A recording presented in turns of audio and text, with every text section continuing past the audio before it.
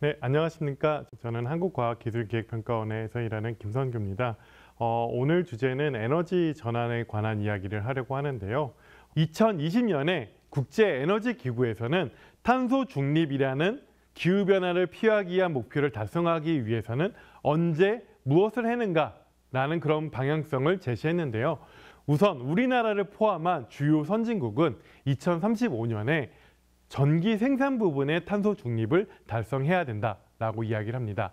2050년이 되면 전 세계 전력 생산이 당연히 탈탄소가 완전히 이루어져야 된다라는 이야기를 합니다. 어떻게 보면 30년도 남지 않은 시간 동안에 우리는 에너지원을 바꾸고 또 그 에너지원을 사용하는 방식을 완전히 바꿔야 된다라고 이야기할 수 있을 것 같습니다. 그러면 우리가 그 에너지 부분에서 어떠한 노력을 해야 정말 탄소 중립을 달성할 수 있을까를 생각을 해야 되는데요. 첫 번째가 바로 전기화, 일렉트리피케이션이라고 말하는 전기화입니다.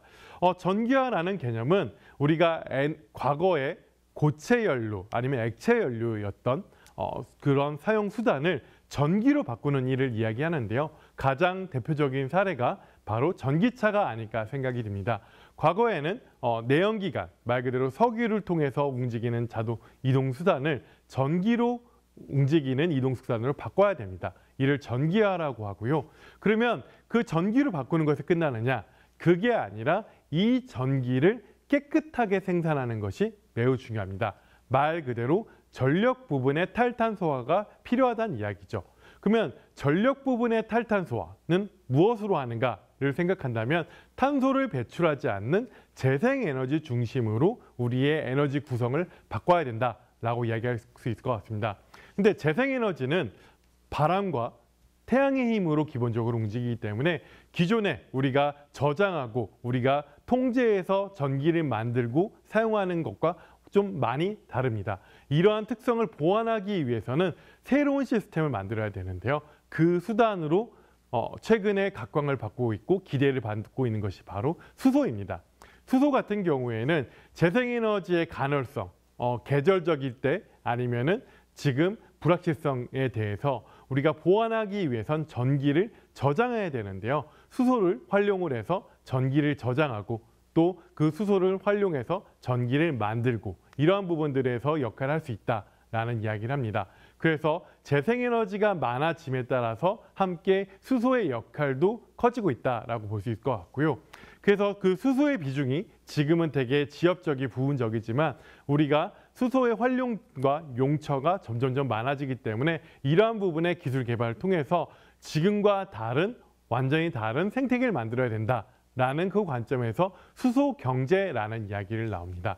수소 경제라는 것은 수소의 생산 그리고 수소를 생산했을 때의 저장과 운송 그리고 수소의 활용 전반에 걸쳐서 수소라는 에너지원을 활용하는 그 새로운 가치사들을 만드는 일이라고 보시면 될 것 같고요.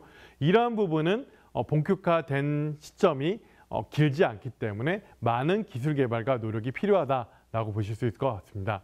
우리가 과거에는 화석연료를 사용했다가 이제는 재생에너지 중심으로의 새로운 에너지 전환을 이뤄낸다면 에너지의 생산 자체가 과거처럼 안정적이지 않는다면 우리의 삶의 어떤 방식이 에너지를 언제나 쓰는 방식이 아니라 에너지의 생산 주기에 따라서 삶의 방식을 바꾸는 것도 생각할 수 있을 것 같습니다.